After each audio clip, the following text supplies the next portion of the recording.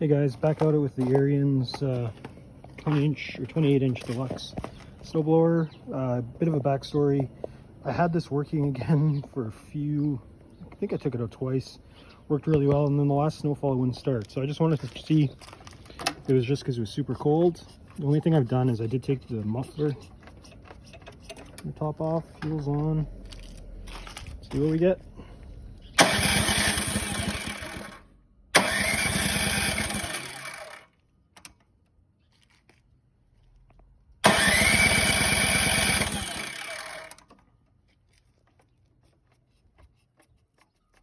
Doesn't sound like it's priming very well.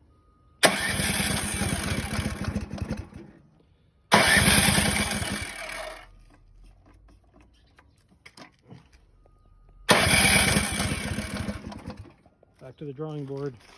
More videos to come.